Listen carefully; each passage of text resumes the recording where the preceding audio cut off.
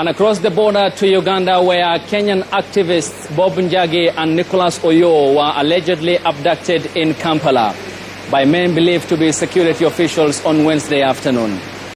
The campaign in Uganda is now at a very high voltage. And now the President Gaguta Museveni has now sensed that he is going to be defeated.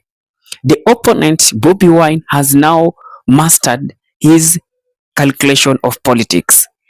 Museveni used to back on Ugandan, those who live in rural, yani wale watu wanakaa vijijini, so that those people that they were a stronghold of Museveni. But now what Bobi Wine is doing is going back to those people, pleasing to them to do so that they can vote for him. Lakini kuna kitu imefanyika. So unajua si kama my brothers as East Africa, I may be in Kenya but na support mtu Uganda, naweza kwa Kenya but na support mtu Tanzania.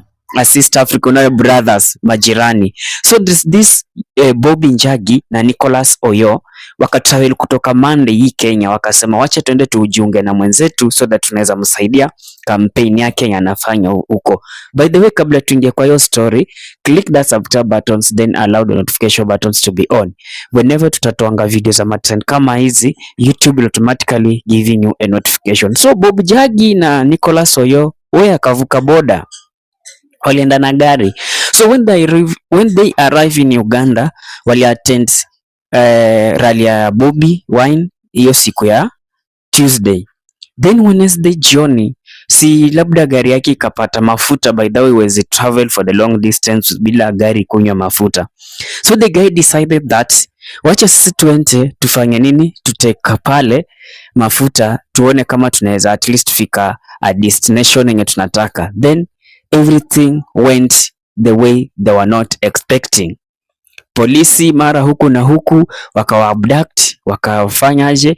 Now as we speaking, hatujui their whereabouts wako aje, but what we know that they have allegedly been abducted in Uganda.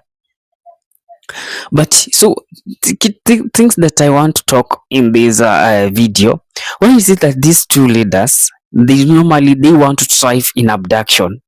So how will you silence the opposition by abducting? I have seen here also in Kenya nowadays limepungua kidogo, but it was too rampant. When you speak, you get abducted. Ukifanya nini, una get abducted.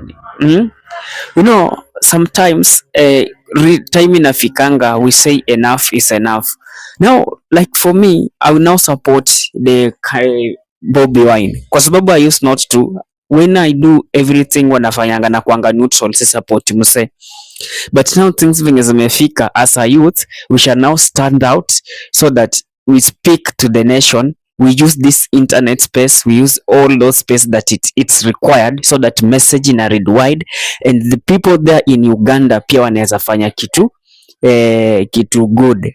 You know, power in Uganda is very difficult to understand it.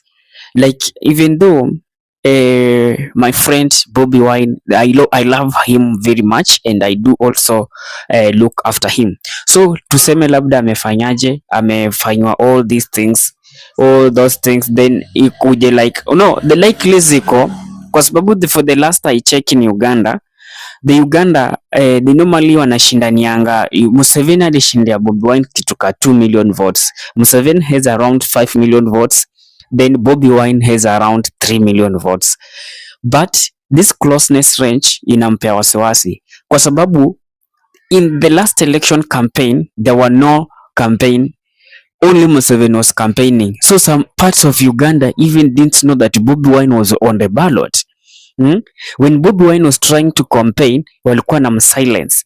When Bobi Wine was trying to at least to express his mind, the Ugandan government walikuwa na silence. Wanasema with so tough COVID-19 rules, of which ilikuwa tu just as a witch hunt tactics so that they can silence the opposition there in Uganda. Now no COVID-19 threats, hakuna any measures zenye wanaweza fanya.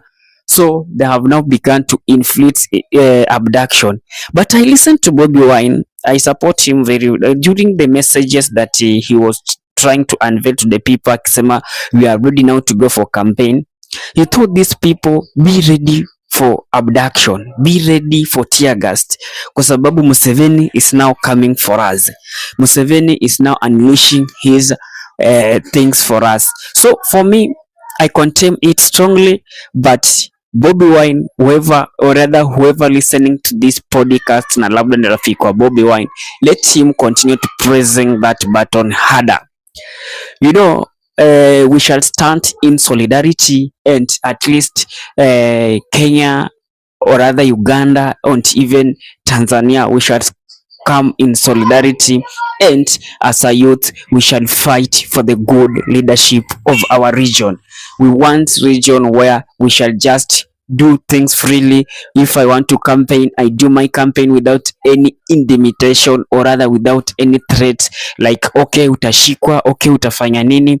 Personally, I condemn it strongly. And again, guys, don't forget to subscribe. At least Kenya trends to grow. By the way, naona rate tuna grow pole pole, but at least tufikisha hata 100 followers subscribers. Sasa inataka tu 100 peke yake.